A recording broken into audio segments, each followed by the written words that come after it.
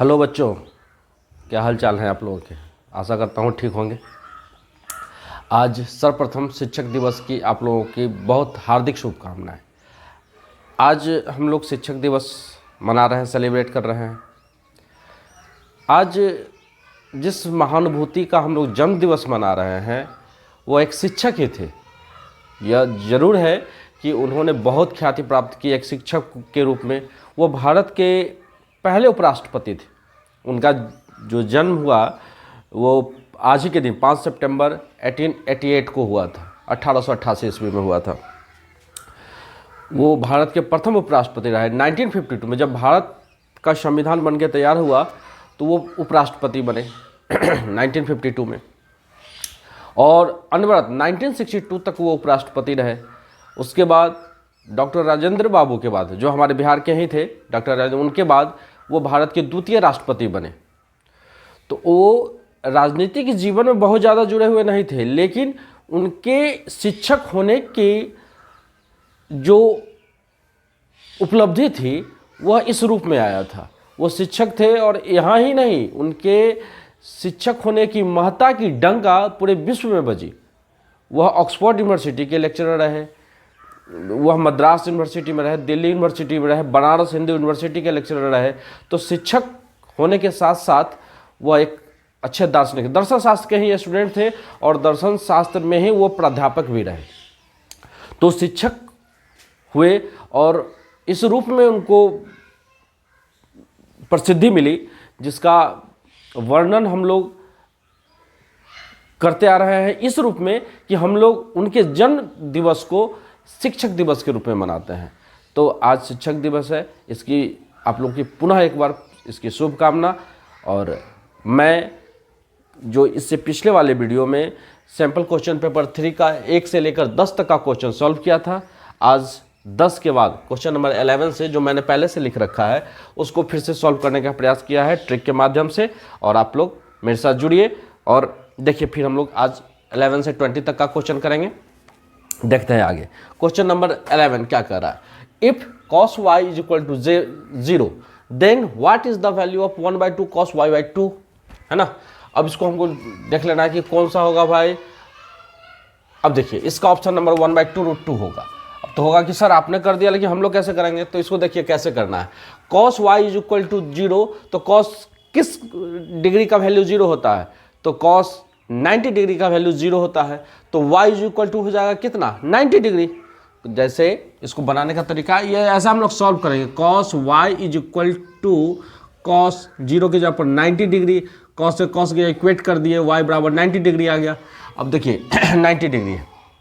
अब यहाँ क्वेश्चन पर आ जाइए। 1/2 इंटू वाई की जगह पर 90 डिग्री डालेंगे तो 90 डिग्री बाई 2, 2 से 90 डिग्री 45 टाइम्स में कट जाएगा, यानी cos 45 डिग्री। cos 45 डिग्री का वैल्यू कितना होता है, cos 45 डिग्री का वैल्यू होता है 1/√2। तो 1/√2 इंटू 1/2, तो यहाँ 2 मल्टीप्लाई है 1/2√2, यानी ऑप्शन नंबर डी से। अब आते हैं क्वेश्चन नंबर 12 की तरफ।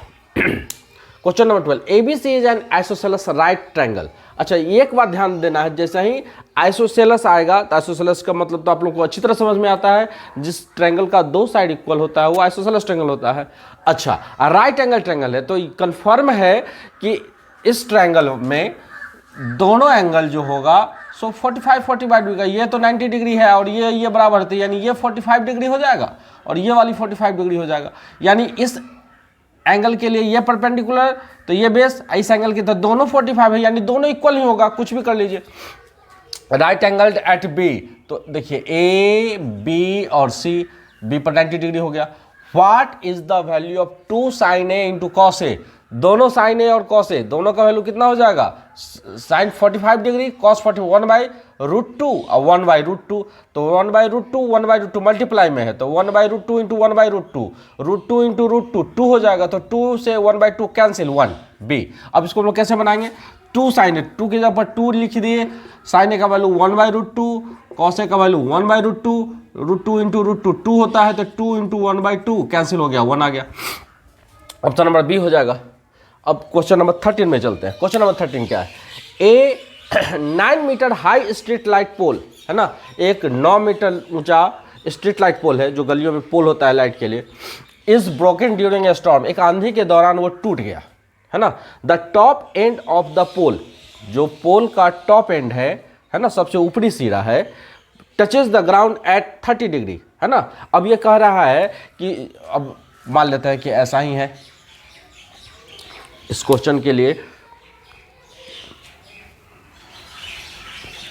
इस क्वेश्चन के लिए क्या है कि कह रहा है कि 90 मीटर का एक पोल था जो आंधी में टूट गया, मान लिया यहाँ से टूट गया और ये ग्राउंड को टच कर रहा है इस जगह, तो यहाँ से ये टूट कर गया, ब्रेक करके ये झुक गया, तो ये जमीन के साथ 30 डिग्री का एंगल बना रहा है ना।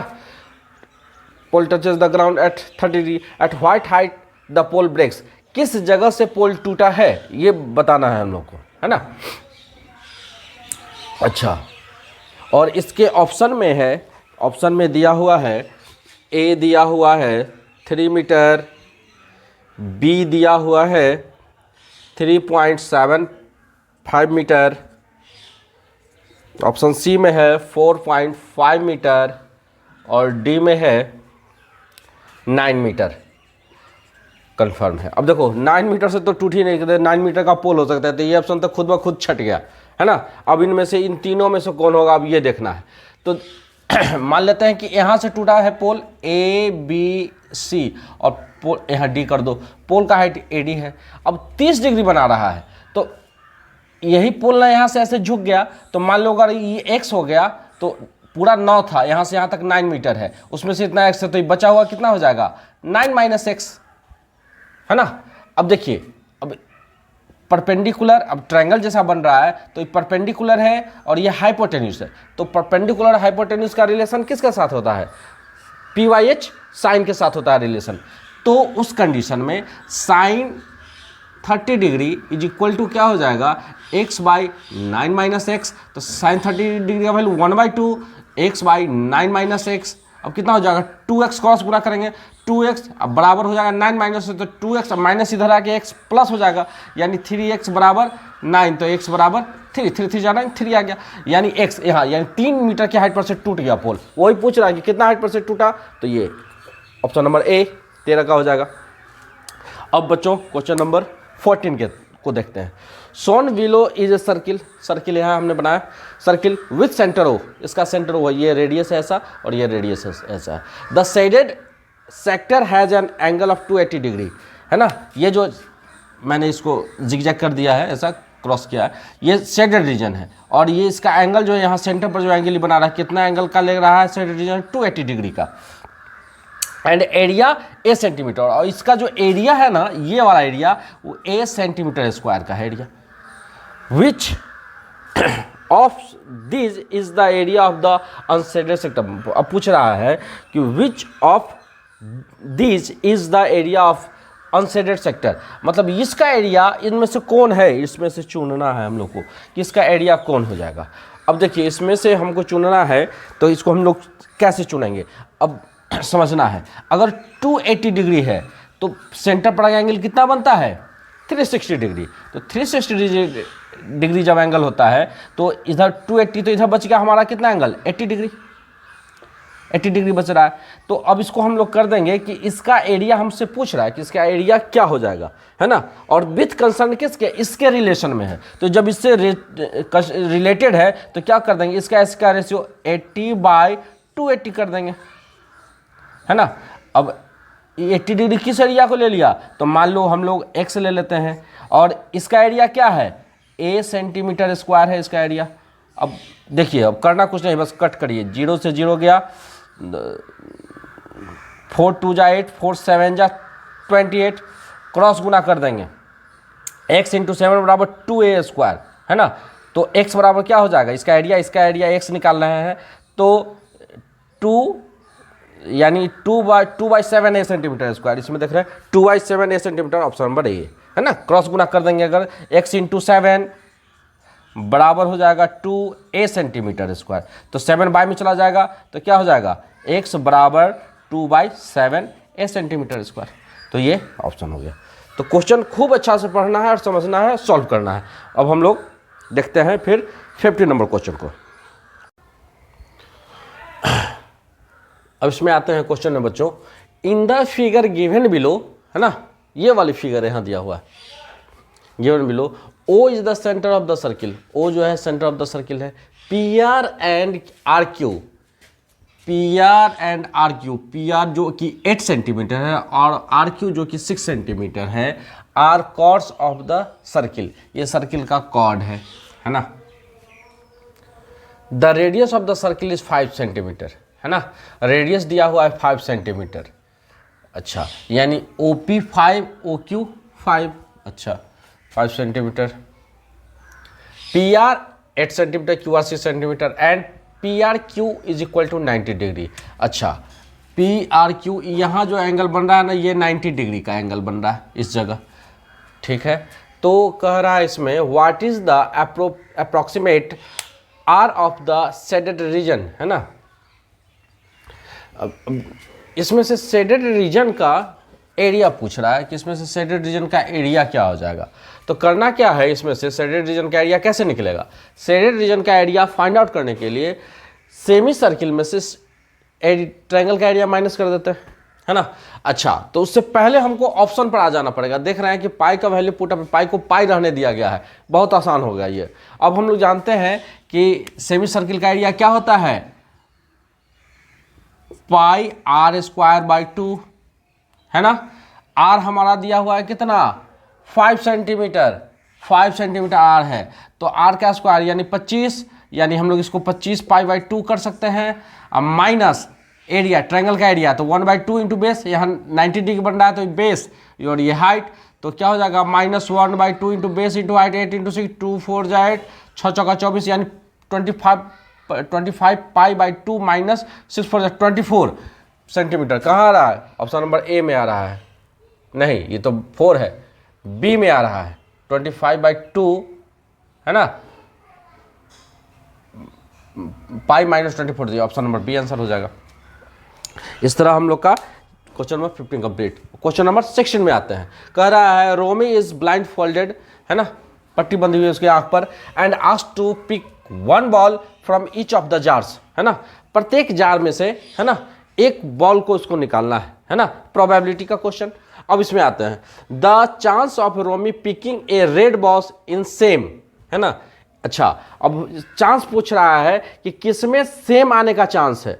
सीधा सा फिगर में दिख रहा है, जार 1 और जार 2 में क्या है, ये जो हम लोग ब्लैक डार्क ब्लैक किया है, 3 ठो गोला का जो पूरा हमने रंग दिया है, ये रेड है और ये वाली ग्रीन है, जो ब्लैक गोला है वो ग्रीन है, जो ब्लैक गोला है वो ग्रीन कलर वाला है। तो देखिए इसमें इक्वल है, इसमें इक्वल है, इसमें 4 रेड है 2 ग्रीन है, तो ये तो छट गया, तो 1 और 2 में जाएगा। अब इसका हमको चुन लेना है, jar 1 and 2, option number C. बस आसान सा क्वेश्चन है।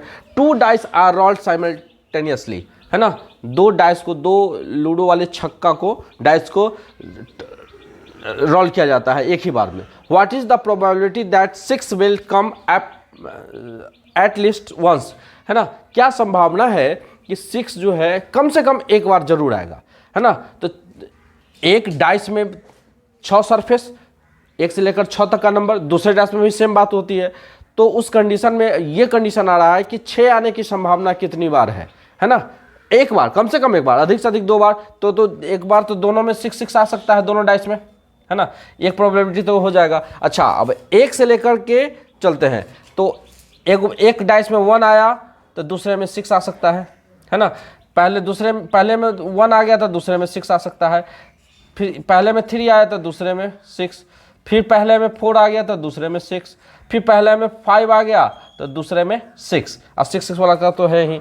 अब पहले में आ गया 6 तो दूसरे में आ गया 1, फिर इसमें आ गया 6 तो इसमें 2, इसमें आ गया फिर पहले वाले में 6 तो दूसरे में 3, फिर पहले वाले में 6 तो दूसरे में 4, फिर पहले वाले में 6 तो दूसरे में 5, 6 तो आया हुआ ही है।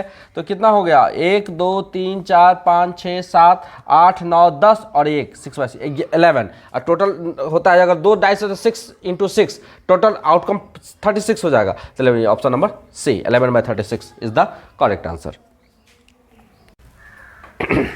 बच्चों अब क्वेश्चन नंबर 18 में देखते हैं हम लोग। कह रहा है in statistics an outlier is a data point, ठीक है, एक आउटलियर है जो जहाँ कोई काम वर्क हो रहा है वहाँ से कुछ दूर पर है, मतलब वो डाटा पॉइंट है।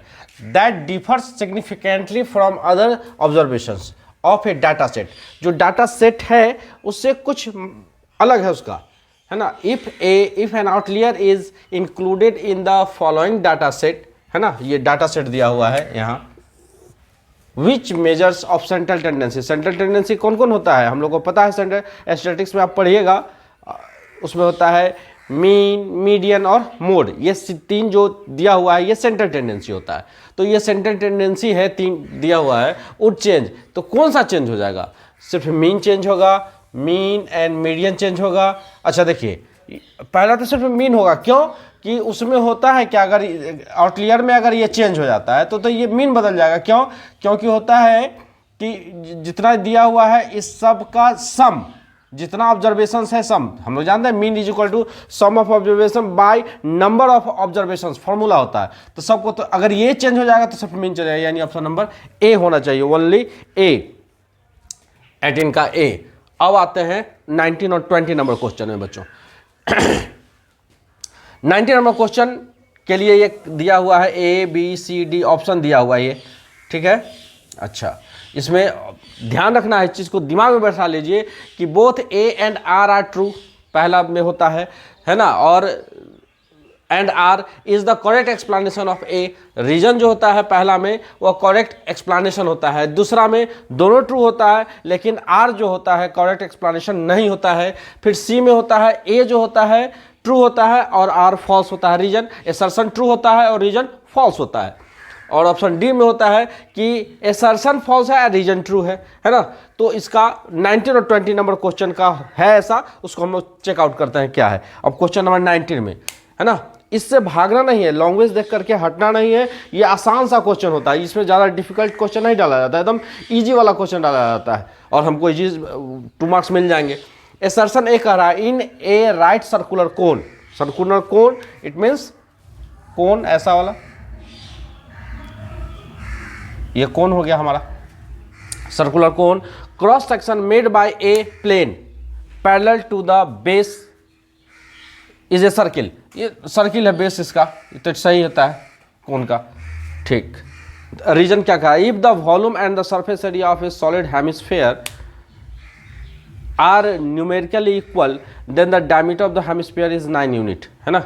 अब इसमें हम लोग क्या देख रहे हैं कि दे दिया कि volume and surface area of a solid hemisphere are numerically equal, है ना।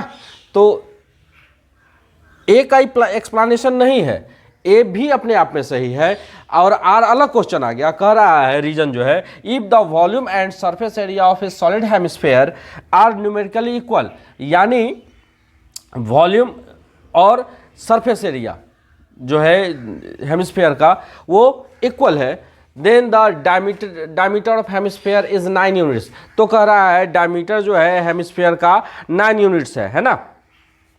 तो इसका हम लोगों को निकालना है कि कैसे निकलेगा।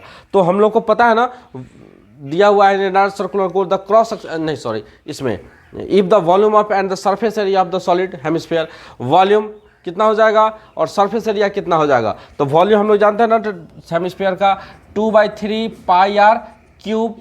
अच्छा, और इसका दिया हुआ है सरफेस एरिया। अच्छा ध्यान रखिए, सरफेस एरिया का मतलब टोटल सरफेस एरिया होगा या कर्व सरफेस एरिया हो। तो अगर ध्यान रखिए कि अगर सरफेस एरिया दे रहा है तो उसको हम लोग टोटल सरफेस एरिया समझना है। तो ये हो जाएगा 3 पाई आर स्क्वायर हेमिस्फीयर का। अब देखिए पाई से पाई कैंसिल, है ना, आर स्क्वायर है तो आर स्क्वायर से एक आर गया, सिंगल आर बच गया, है ना। तो कितना हो जाएगा, क्रॉस मल्टी आर बराबर क्या होगा, 3 3 9/2, 9/2 हो गया, है ना। तो डायमीटर क्या हो जाएगा इसका 2 गुना, यानी 2 से गुना कर दिया, डी बराबर हो जाएगा 9/2 × 2 9, यानी 9 हो गया। तो ये तो सही है, 9 यूनिट्स दे ही रहा है, यानी ए है ना, ए एंड आर दोनों ट्रू है। तो ये किस में आ जाएगा, बी में, ऑप्शन बी में, A and R are true but R is the not correct explanation of A, यानी ऑप्शन नंबर बी हो जाएगा 19 के लिए, क्वेश्चन नंबर 19 के लिए। अब क्वेश्चन नंबर 20 में आते हैं, कह रहा है एसर्शन कह रहा है if nth term of an AP is 2n + 1 then the sum of first 3 terms is 15 अब देख लेते हैं। देखो AP दिया हुआ है तो पहला टर्म क्या हो जाएगा 2, 1 n के जगह पर 1 लीजिए, 1 के जगह पर दूसरा टर्म के लिए n के जगह पर 2 लीजिए, तीसरा टर्म के लिए n के जगह पर 3 लेंगे, तो इस तरह हमारा AP निकल जाएगा। और फिर तीनों को जोड़ देते हैं, 15 आता है कि नहीं, तो देख लेंगे ये सही हो जाता है। तो देखते हैं 2 n के जगह पर 1 लिए तो 2 × 1 2 + 1 3 आ गया, तो पहला टर्म हमारा 3, दूसरा टर्म अगर n के जगह पर 2 लेते हैं तो 2 2 जा 4 और 1 5, दूसरा टर्म 5, तो 3 और 2 5, आकर AP में है तो अगला टर्म 7 हो जाएगा। अब 3 टर्म हो गया, सम ऑफ 3 टर्म 15, तो 7 5 12 3 15 यानी 15, ये सही है। एसर्शन ए जो है सही दे रहा है। अब रीजन आर देख रहे हैं क्या, the sum of first 16 term of the AP जितना, अच्छा AP शुरू हो रहा है, यहाँ ए क्या है, पहला टर्म 3 आया और यहाँ ए कितना आया 10 है, यानी दोनों अलग अलग है ना। आर जो है ए का करेक्ट एक्सप्लेनेशन नहीं है। अच्छा अब इसका देखते हैं क्या, ए तो सही आ गया, 15 आ रहा है तो ये सही है, लेकिन आर वाले में क्या है कंडीशन कि 10 है, 6 है, 2 है, इस 420 का रहा है कि 420 है, ये 420 है ही। The sum of the first 16 term, 16 term का 420 का रहा है ना, कि सम आ रहा है 420 आ रहा है इसका सम। तो देखो पहला टर्म 10 है, दूसरा टर्म 6 आया, तीसरा 2 आ रहा है, कमता जा रहा है ना, यानी हमारा जो कॉमन डिफरेंस है माइनस में आता जा रहा है। तो यानी 2 के बाद अब देखो -4 आ रहा है, तो 2 -4 है ना, फिर आगे माइनस में चला जाएगा, है ना। अब देखिए कितना डिफरेंस आ रहा है, 2 में -4 कर देते हैं तो क्या हो जाएगा 0 2 -2, फिर इसमें से -4 -6, इस तरह तो माइनस में चला जाएगा। तो ये हमारा जो सम आएगा सो माइनस में आएगा, निगेटिव होगा, तो 420 तो आ ही नहीं सकता, तो ये गलत है। तो हमारा देख लीजिए, अब इसमें ऑप्शन नंबर सी क्या कर रहा है, ए इज ट्रू, ए तो 15 आ रहा था इसका, इस वाले का 15 तो सही था, A is true but R is false, R is false, यानी ऑप्शन नंबर सी हो जाएगा 20 के लिए, ऑप्शन नंबर सी। तो बच्चों आज का हमारा क्वेश्चन 20 का कंप्लीट हुआ सेक्शन। जो क्वेश्चन सैम्पल क्वेश्चन पेपर 3 था उसका जो दूसरा सेक्शन बच गया था वो आज कंप्लीट कर लिया हम लोगों ने। अब फिर से मैं सैम्पल क्वेश्चन नंबर पेपर 4 लेके आ रहा हूँ, तो आप इंतजार करिए। और आपसे एक हम्बल रिक्वेस्ट है कि आप हमारे चैनल को सब्सक्राइब करिए, लाइक करिए, शेयर करिए, जिससे हमारे मनोबल को थोड़ा सा बल मिले और मैं कंटिन्यू करता रहूँ। Thank you.